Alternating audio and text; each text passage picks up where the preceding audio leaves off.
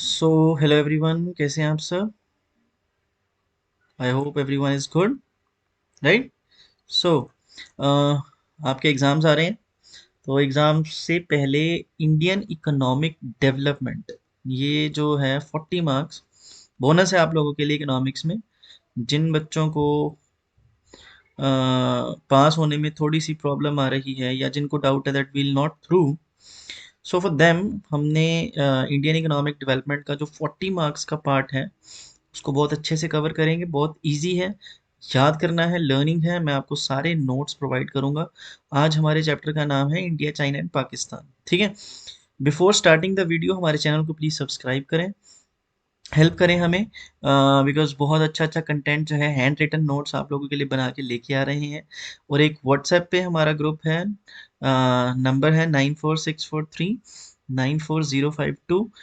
यहाँ पे आपको अकाउंटेंसी के लिए अलग ग्रुप मिल जाएगा, इकोनॉमिक्स के लिए अलग ग्रुप मिल जाएगा और बिजनेस के लिए अलग ग्रुप मिल जाएगा। फ्री ऑफ कॉस्ट है, फ्री ऑफ कॉस्ट ही सारे नोट्स प्रोवाइड करे जाएंगे। आप यहाँ पे ज्वाइन कर सकते हैं, ठीक है? और इंस्टाग्राम पे जरूर फॉलो करें, कोई भी इंफॉर्मेशन होती है सबसे पहले वहीं जाती है। GSAM231, ठीक है? जरूर फॉलो करें। Thank you. So let's start with India, China and Pakistan. अब सबसे पहले तो कुछ, ये जो नोट्स है ना, ये बहुत ब्रीफ बनाए गए हैं। अ, कोई प्रॉब्लम नहीं होगी आपको इनको समझने में, याद करने में। So will start with, straight away with the notes. हम इसको स्टार्ट करते हैं। सबसे पहले है इंडिपेंडेंस। इंडिपेंडेंस से ही स्टार्ट करेंगे that when these nations, all the three nations, इनको फ्रीडम कब मिली? India got freedom in 1947। China जो है उसको फ्रीडम मिली 1949 में, 2 years after India.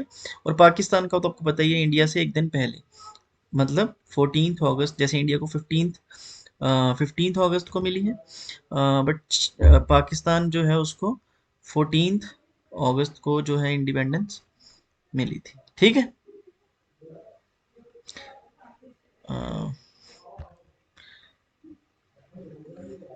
Just a second, right? So People's Republic of China, China को जो है पीपल्स रिपब्लिक ऑफ चाइना भी कहा जाता है। 1949 is the year in which China got their independence. अब सबसे पहले 5 ईयर प्लान के बारे में स्टार्ट करते हैं, दैट हाउ दीज कंट्रीज, जिसको बोलते हैं ना रीबिल्ड करना, ये बेसिकली रीबिल्ड ही था, ठीक है? रीबिल्ड का मतलब होता है दोबारा से बनाना किसी चीज़ को। जो चीज़ खराब हो चुकी है उस चीज़ को खराब कह लो, या बिल्कुल नए सिरे से शुरू करना था। तो ये कंट्रीज ने कैसे शुरू किया, उसके लिए तीनों कंट्रीज ने 5 ईयर प्लान्स का सहारा लिया। इंडिया में 5 ईयर प्लान स्टार्ट हुए थे इन द ईयर 1951। चाइना में 5 ईयर प्लान स्टार्ट हुए 1953 में। और पाकिस्तान जो है they have they 5 year plans in the year 1956। Then next we have India and Pakistan adopted similar strategies. जो इंडिया और पाकिस्तान है ना, उनकी जो स्ट्रेटजीज है वो सेम है। आप ऐसा भी कह सकते हैं दैट पाकिस्तान जो है वो सारी की सारी पॉलिसीज इंडिया की ही कॉपी करता है, right? Most of the policies जो हैं ये इंडिया की ही कॉपीड होती हैं, ठीक है? दे बोथ फोकस्ड ऑन, अब इंडिया जो है किस चीज़ पे फोकस करता है, उसी चीज़ पे पाकिस्तान। दो चीज़ें हैं, एक है लार्ज पब्लिक सेक्टर, एक है increased government spending on social development. अब सबसे पहले है लार्ज पब्लिक सेक्टर, कि जितना पैसा पब्लिक सेक्टर पे लगाया जाता है इंडिया और पाकिस्तान में, उतना किसी सेक्टर पे नहीं लगाया जाता। अब पब्लिक सेक्टर का मतलब क्या है? पब्लिक सेक्टर का मतलब है लोगों पे पैसा लगाना। जितने भी पब्लिक सेक्टर हैं, पब्लिक कंपनीज हैं, सरकारी कंपनीज हैं, उन पे गवर्नमेंट का जो है मेन फोकस रहता है। और जो गवर्नमेंट है ना, उन्हीं के ऊपर ज़्यादा पैसा इन्वेस्ट करती है अपना। अगर हम दूसरी साइड पे बात करें, increase government spending on social development, ठीक है? अब सोशल डेवलपमेंट, अब हर एक कंट्री जब इलेक्शन लड़ती है, इलेक्शन लड़ने से पहले जो है हर एक नेशन का जो मैनिफेस्टो होता है वो क्या होता है, ठीक है? Just a second. हर एक कंट्री का या हर एक सरकार का जो मैनिफेस्टो है वो क्या होता है, कि वो मेन फोकस करते हैं कंट्री के लोगों पे, कि कैसे कंट्री के लोगों को जो है उनके ऊपर स्पेंडिंग करके, उनकी डेवलपमेंट करके जो है उनकी वोट्स गेन करी जा सके, ठीक है? तो इंडिया और पाकिस्तान जो है वो सेम स्ट्रेटजी फॉलो करते हैं। इंडिया और पाकिस्तान ने जो है मिक्स्ड इकोनॉमी मॉडल जो है वो अडॉप्ट किया। अब आपको मैं मिक्स्ड इकोनॉमी मॉडल बता देता हूँ क्या है। तीन तरह की इकोनॉमीज होती है, एक होती है कैपिटलिस्ट, एक होती है सोशलिस्ट, ठीक है? और तीसरी होती है मिक्स्ड। अब कैपिटलिस्ट इकोनॉमी जो है वो इकोनॉमी होती है जहाँ पे सारे का सारा कंट्रोल प्राइवेट ओनर्स का है, गवर्नमेंट इंटरफेयर नहीं करती, सरकार जो है बिल्कुल भी दखलंदाजी नहीं करती। अगर हम दूसरी साइड पे बात करें सोशलिस्ट, ये कैपिटलिस्ट की बिल्कुल ही रिवर्स है। जो कैपिटलिस्ट में होता है वो सोशलिस्ट में बिल्कुल ही रिवर्स होता है। मतलब कहने का कि जो सोशलिस्ट इकोनॉमी है उस इकोनॉमी में जो कंट्रीज हैं वो किस चीज़ के ऊपर मेनली फोकस करती हैं, सरकारी कंपनीज में। मतलब यहाँ जो प्राइवेट ओनर्स हैं उनका जो रोल है बहुत ही कम या मिनिमाइज या मिनिमल सा रह जाता है। मिक्स्ड इकोनॉमी जो है एक ऐसी इकोनॉमी है जहाँ पे दोनों का मिक्सचर होता है, कैपिटलिस्ट और socialist, it is a combination of both. मतलब प्राइवेट और पब्लिक कंपनीज का, प्राइवेट और पब्लिक एंटरप्राइजेस का जो है बेसिकली एक क्या होता है, मिक्सचर होता है। ठीक। So mixed economy model, public plus private, right. So China जो है दे अडॉप्टेड विच इकोनॉमी, चाइना जो है वो कमांड इकोनॉमी जो है फॉलो करती है या कर रही है अभी भी। Government state tells what to produce, अब सरकार बताएगी क्या प्रोड्यूस करना है, कितना प्रोड्यूस करना है, कब प्रोड्यूस करना है। मतलब आप ये समझ लो कि चाइना जो है वो बेसिकली किस फॉर्मेट को फॉलो कर रही है। चाइना जो है वो मिक्स्ड इकोनॉमी फॉलो नहीं करती है। चाइना जो है वो किस इकोनॉमी को फॉलो करती है, they follow mixed economy, sorry cap socialist economy, sort of socialist economy. ठीक है। नाउ इसके बाद आते हैं इकोनॉमिक रिफॉर्म्स। अब इकोनॉमिक रिफॉर्म्स जो हैं वो चाइना के 1978 में हुए। इकोनॉमिक रिफॉर्म्स के बारे में बता देता हूँ, what is economic reforms. Economies में ना या अपनी इकोनॉमिक पॉलिसीज में कुछ चेंजेस करना, मतलब बिल्कुल नए सिरे से शुरू करना, they are called economic reforms. Reform मतलब होता है दोबारा से फॉर्म करना। तो चाइना जो है उन्होंने 1978 में रिफॉर्म किया, पाकिस्तान ने 1988 में और इंडिया ने 1991 में। तो ये सबसे इम्पॉर्टेंट चीज़ है कि इन कंट्रीज़ में जब इकोनॉमिक रिफॉर्म्स लेके आए गए, इन कंट्रीज़ ने ग्रो किया। मैं आपको एक सिंपल सी चीज़ बताता हूँ, तीन कंट्रीज़ का एक्सपेरिमेंट कर रहे हैं, एक्सपेरिमेंट कह लो, कंपेरेटिव स्टडी कह लो। अब तीनों कंपनी कंट्रीज़ की जो स्ट्रेटजीज हैं they remains the same all through, वो हमेशा सेम रही हैं, most of the time they remain same. ठीक है। तो ये सारी चीज़ें हैं जो हमें, हम इनको डिसिमिलैरिटीज़ में तो लिख सकते हैं बट ये मोस्टली सिमिलर है कि इनका क्या प्लान था, ये कैसे काम करती हैं या इन्होंने कैसे काम किया। ठीक है। अब हम स्टार्ट करते हैं सबसे पहले स्ट्रेटजीज ऑफ इंडिया से। अब इंडिया की क्या स्ट्रेटजीज रही, सबसे पहले साउंड ट्रेड सिस्टम। इंडिया का जो ट्रेड सिस्टम था ना वो एक साउंड बनाया गया। India had generally followed the closed trade. India ने 1991 तक, यहाँ पे मैं मेंशन कर देता हूँ, टिल 1991 इंडिया जो था वो क्लोज्ड ट्रेड करता था। क्लोज्ड ट्रेड का मतलब होता है कि अपनी ही कंट्री के अंदर ट्रेड करना, किसी बाहर की कंपनी को अपनी कंट्री के अंदर एडमिट ना करना, ना बुलाना उनको। इसके कई रीजंस हैं, इसका सबसे इंपॉर्टेंट रीजंस है ईस्ट इंडिया कंपनी। जो ईस्ट इंडिया कंपनी थी, जो ब्रिटिशर्स थे, वो इंडिया में अपना बिजनेस लेके आए। ठीक है। और उन्होंने अपने बिजनेस की आड़ में इंडिया को रूल करना शुरू कर दिया। ठीक है। इंडिया को रूल किया उन्होंने। ठीक है। बहुत साल तक इंडिया को उन्होंने रूल किया। तो अब एक बंदा जो पहले ही धोखा खा चुका हो, ठीक है, तो वो दोबारा किसी पे ट्रस्ट नहीं करता। तो 1991 तक, मतलब 1950 से लेके 1990 तक, मतलब 40 साल तक इंडिया ने क्लोज्ड ट्रेड किया। ठीक है। बट आफ्टर इकोनॉमिक रिफॉर्म्स, अब इकोनॉमिक रिफॉर्म्स की जरूरत क्यों पड़ी, because there were actually economic crisis, बहुत ज़्यादा क्राइसिस आ गए थे कंट्री के अंदर। India's growth rate has speeded up. India की जो ग्रोथ रेट है ना वो बढ़ी। 1991 की एक पॉलिसी आई जिसका नाम रखा गया NEP. NEP stands for new economic policy.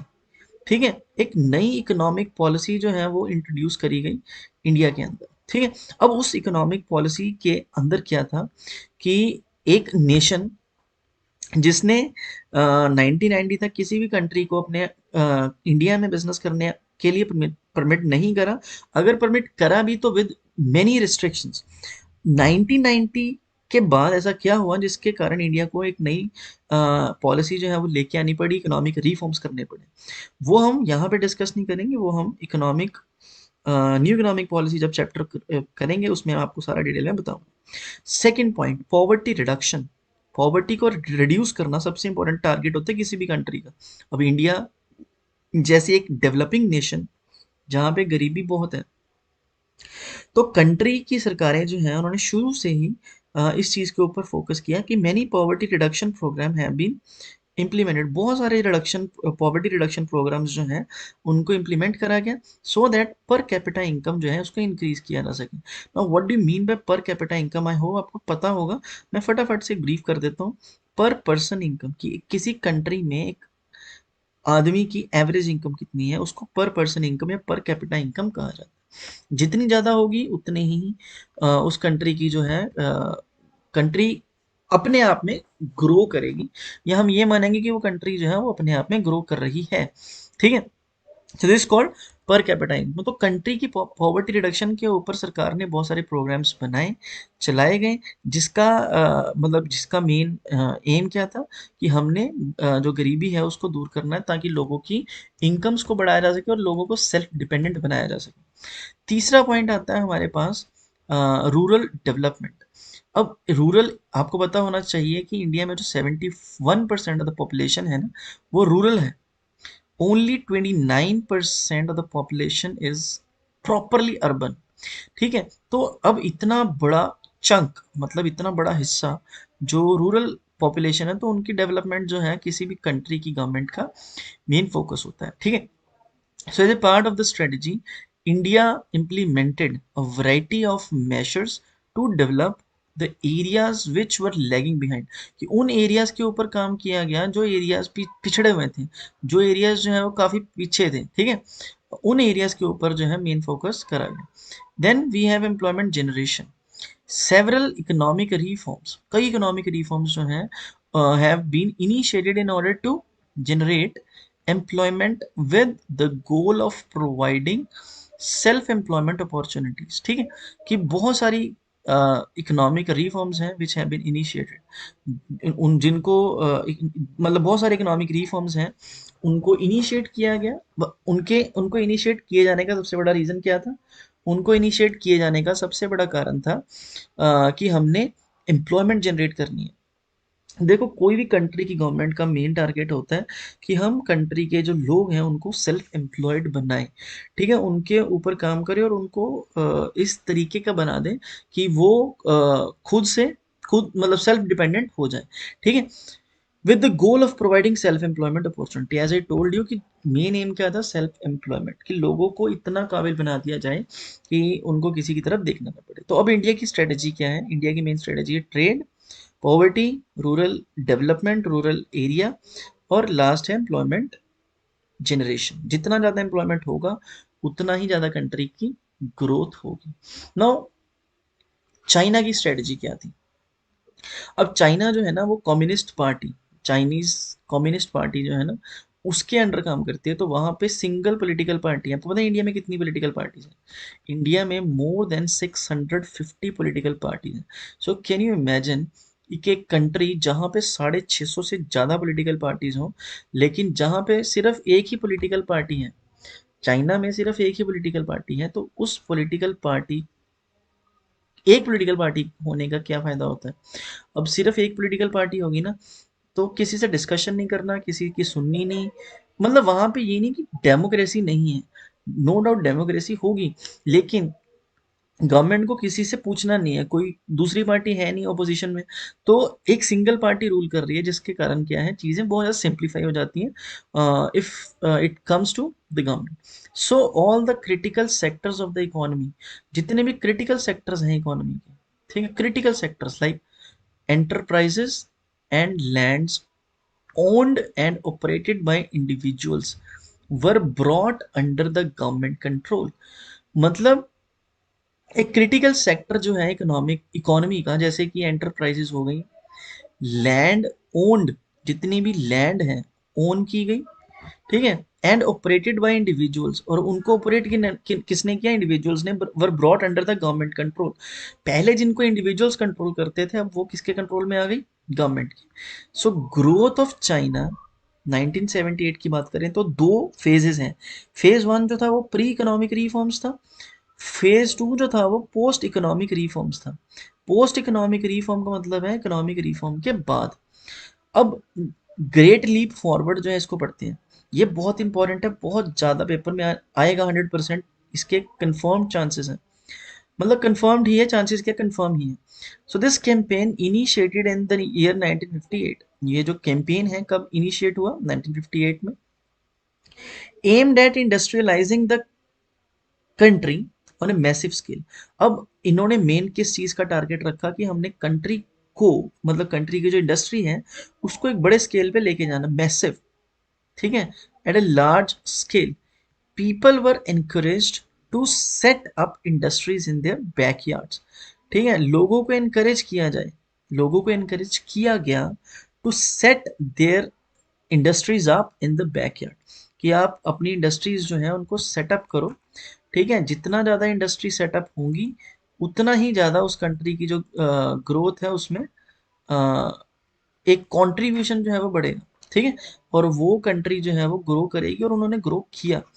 अगर हम रूरल एरियाज की बात करें ना, rural areas communes were started. Commune system क्या होता है, कलेक्टिवली कल्टीवेटिंग लैंड, मतलब लैंड को कल्टीवेट करना इकट्ठे होके, मतलब एक इकट्ठा ग्रुप जो है लैंड को कल्टीवेट करता है। देन इसके बाद आया एक टाइम पीरियड जिसको नाम दिया गया ग्रेट प्रोलिटेरियन कल्चरल रेवोल्यूशन, 1966 से लेकर 1976 तक। अब इसमें क्या है, 1965 माओ से तंग started a cultural revolution on A large scale, ठीक है, लीडर था उनका माओ से तंग, जिन्होंने एक लार्ज स्केल पे कल्चरल रेवोल्यूशन जो है वो स्टार्ट किया। In this revolution students, professionals were sent to work, बहुत सारे जो स्टूडेंट्स थे, प्रोफेशनल्स थे, उनको काम पे भेजा गया, ठीक है, and learn from country side, मतलब और कंट्री साइड से सीखा। देन नोट, अब एक इंपॉर्टेंट चीज़ है, ध्यान ध्यान देना यहाँ पे, जीएलएफ, मैंने जीएलएफ का यहाँ पे फुल फॉर्म लिखा हुआ है, इन केस आपको जीएलएफ जो है वो शॉर्ट में आता है तो घबराना नहीं है, जीएलएफ का मतलब है great leap forward. Economic, GLF economic implication was there but not in GPCR। अब GPCR क्या है, जीएलएफ जो है मतलब ग्रेट लीप फॉरवर्ड जो था उसमें इकोनॉमिक इम्प्लीकेशन जो थी वो वहां पे अवेलेबल थी, लेकिन जीपीसीआर मतलब ग्रेट प्रोलिटेरियन कल्चरल रेवोल्यूशन में ये चीजें जो है मिसिंग थी। सी, इन 1978 चाइना इंट्रोड्यूस्ड इकोनॉमिक रिफॉर्म्स। अब ये टाइम पीरियड था जिस टाइम पीरियड के बाद जो है चाइना ने पीछे मुड़ के नहीं देखा, ठीक है। इन एग्रीकल्चर, अगर एग्रीकल्चर की बात करें तो उन्होंने ग्रो किया, फॉरेन ट्रेड की बात करें तो ग्रो किया, अगर इन्वेस्टमेंट सेक्टर की बात करें तो जो है वो ग्रोथ हुई। अब एग्रीकल्चर की बात करते हैं, agricultural land were divided into small plots, मतलब जो लैंड थी ना एग्रीकल्चर की उसको फ्रेगमेंट कर दिया गया। फ्रेगमेंट का मतलब होता है छोटे छोटे टुकड़ों में बांट देना, ठीक है, which were allotted to individual household. अब एक एक इंडिविजुअल को वो जगह जो है वो अलॉट करी गई, हर एक इंडिविजुअल को छोटे छोटे टुकड़ों में रहने के लिए घर या कम्यून सिस्टम जो है उनका किया गया, कम्यूटेशन प्रोवाइड करी गई, उनको अकोमोडेशन दिया गया। They were allowed to keep all income from the land after paying taxes, मतलब वो अपनी जमीन से जितनी चाहे इनकम कर सकते थे but only after paying the taxes, ठीक है, अब गवर्नमेंट को भी तो कुछ कमाना था, ठीक है। Then there is S O Es, SOEs का मतलब स्टेट ओन्ड एंटरप्राइजेस, जैसे कि पीएसयूज, इंडिया में पीएसयू है ना, पीएसयू का मतलब है पब्लिक सेक्टर अंडरटेकिंग, ठीक है, जैसे इंडिया में पब्लिक सेक्टर अंडरटेकिंग है जिनको गवर्नमेंट चलाती है, ऐसे ही चाइना में एसओई है जिसको गवर्नमेंट चलाती है, स्टेट ओन्ड एंटरप्राइज, वो make to face strong competition, ठीक है, उनको रेडी किया गया ताकि जो कंपटीशन है उसको फेस किया जा सके। देन इसके बाद आता है oral pricing, agricultural and industrial goods were bought and sold at a fixed price, मतलब जितनी भी एग्रीकल्चरल प्रोडक्ट्स थे, जितने भी इंडस्ट्रियल प्रोडक्ट्स थे, उनको बेचना या खरीदना मतलब शुरू किया गया एट ए फिक्स्ड प्राइस, मतलब प्राइस में बार्गेन बंद कर दिया गया, एंड फिक्स्ड क्वांटिटीज ओनली, मतलब ये नहीं कि कुछ भी क्वांटिटी कस्टमर आके मांगेगा उसको मिल जाएगी, नो, क्वांटिटीज को फिक्स कर दिया गया, रेट को फिक्स कर दिया गया, the rest were purchased and sold at market price, और बाकी जो है उसको जो बच जाता था उसको मार्केट में खरीदा या बेचा जाता था। किस प्राइस पे? मार्केट प्राइस पे, मतलब मार्केट में उस टाइम जो प्राइस अवेलेबल होता था उस प्राइस पे उसको बेचा जाता था। Then we have the goal of Chinese economic reforms was to generate sufficient surplus to finance, मतलब मेन एम क्या था चाइना का या चाइना के इकोनॉमिक रिफॉर्म्स का? was to generate sufficient surplus, मतलब एक sufficient surplus जो है उसको इकट्ठा करना, ताकि चाइना में जो मॉडर्नाइजेशन है, चाइनीज इकोनॉमी की जो मॉडर्नाइजेशन है उसको किया जा सके। ठीक है। In order to attract foreign investors, मतलब बाहर से भी इन्वेस्टमेंट्स को अट्रैक्ट किया गया। स्पेशल इकोनॉमिक जोन्स बनाए गए। Special economic zones, special economic zone का मतलब क्या होता है? स्पेशल इकोनॉमिक जोन जो है कुछ ऐसे प्लेसेस होते हैं जो सेंसिटिव होते हैं। ठीक है। जैसे इंडिया में जम्मू कश्मीर है। ठीक है। ये स्पेशल इकोनॉमिक जोन है इंडिया का। जैसे इंडिया में सिक्किम है, जैसे इंडिया में गैंगटॉक है। ये कुछ ऐसे प्लेसेस हैं जो सेंसिटिव हैं। इंडिया में टोटल 386 स्पेशल इकोनॉमिक जोन है, यू कैन चेक इट। अब 386 ऐसे प्लेसेस हैं जो सेंसिटिव हैं, जहां पे गवर्नमेंट कहती है फैक्ट्री लगाओ, हम आपको एक्स्ट्रा बेनिफिट देंगे। सेम चाइना में जो है स्पेशल इकोनॉमिक जोन्स बनाए गए और बाहर से इन्वेस्टर्स को इनवाइट करा गया कि आप हमारी कंट्री में आओ और इन इकोनॉमिक जोन्स में पैसा जो है अपना डालो। क्योंकि चाइना को जो है मेनली क्या चाहिए था? चाइना को जो मेनली है वो उनको इन्वेस्टमेंट चाहिए था। तो उनको इन्वेस्टमेंट जो है उसका एक जरिया मिल गया। इन्वेस्टमेंट जो है वो मिला थी कि जो इन्वेस्टमेंट है वो कहाँ से लिया जाए। So they just got their investment from foreign investors, right? Then this is all about India and China. Then now we move to Pakistan. Pakistan जाना नहीं है, ठीक है, हम सिर्फ पाकिस्तान को डिस्कस कर रहे हैं, right? Third point, strategies of Pakistan. So adopted a mixed economy, as we have already discussed कि पाकिस्तान जो है कौन से मॉडल पे काम करता है? मिक्स्ड इकोनॉमी पे both public and private sector को एग्जिस्ट, जहाँ पे पब्लिक और प्राइवेट सेक्टर जो है वो दोनों एग्जिस्ट करते हैं, को एग्जिस्ट करते हैं। ठीक है। तो सबसे पहला पॉइंट उन्होंने लिखा है import substitution. Pakistan adopted a regulatory policy framework. Pakistan ने एक रेगुलेटरी पॉलिसी फ्रेमवर्क जो है उसको अडॉप्ट किया इन 1950s and 1960s. The policy combined tariff protection for manufacturing of consumer goods and direct import control. अब मेन एम क्या था? The policy combined tariff protection. Tariff का मतलब होता है tax, for manufacturing of consumer goods, कि जो consumer goods बनाते हैं उनके लिए पॉलिसी जो है कंबाइन करी गई टैरिफ प्रोटेक्शन के साथ, एंड डायरेक्ट इंपोर्ट कंट्रोल, कि इंपोर्ट का जो कंट्रोल है वो अपने पास रखना। मतलब सिंपल सी चीज़, इंपोर्ट सब्सटीट्यूशन का मतलब होता है कि जो चीज़ हम बाहर से बना मंगवा रहे हैं वही सेम टू सेम चीज़ जो है अपने कंट्री के अंदर मैन्युफैक्चर करी जाए, जिसका क्या फ़ायदा होगा कि हमें बाहर से वो चीज़ को मंगवाना नहीं पड़ेगा। Then we have green revolution. अब ग्रीन रेवोल्यूशन क्या है? This was introduce to increase self sufficiency in food. India में सॉरी पाकिस्तान में सेल्फ सफिशिएंसी जो है फूड की, उसको केटर करने के लिए ग्रीन रेवोल्यूशन लेके आया गया। 1970s nationalisation of capital goods took place. जो नेशनलाइजेशन है कैपिटल गुड्स का उसको वो हुआ। ठीक है। कंट्री में कैपिटल गुड्स जो हैं उनको नेशनलाइज किया गया। From 1970s and 1980s, private sector got encouraged इन पाकिस्तान, कि जो प्राइवेट सेक्टर है ना उसको encouragement मिला पाकिस्तान के अंदर।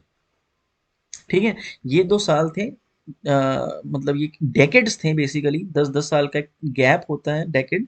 ठीक है। इससे पहले मेनली पाकिस्तान गवर्नमेंट किस चीज़ के ऊपर फोकस करती थी? पब्लिक कंपनीज पे। लेकिन 1970s 80s के बाद जो है प्राइवेट सेक्टर को इनकरेजमेंट मिला। पाकिस्तान में इकोनॉमिक रिफॉर्म्स जो है वो 1988 में इंट्रोड्यूस करेगा। अब कितना सक्सेस हुआ, कितना फेल्यूर हुआ, वो हम अब डिस्कस करते हैं। ठीक है। Success and failures, China and it's reforms. अब चाइना में क्या रिफॉर्म्स के बाद सक्सेस मिला उनको, और क्या उनको जो है वो फेलियर हुआ। सबसे पहले एग्जिस्टेंस, पहले हम सक्सेस पढ़ेंगे। ठीक है। Existence of infrastructure in education and health. ठीक है, इंफ्रास्ट्रक्चर बढ़ा एजुकेशन में और हेल्थ में। Decentralized planning and existence of small enterprise, जो प्लानिंग है उसको डिसेंट्रलाइज किया गया।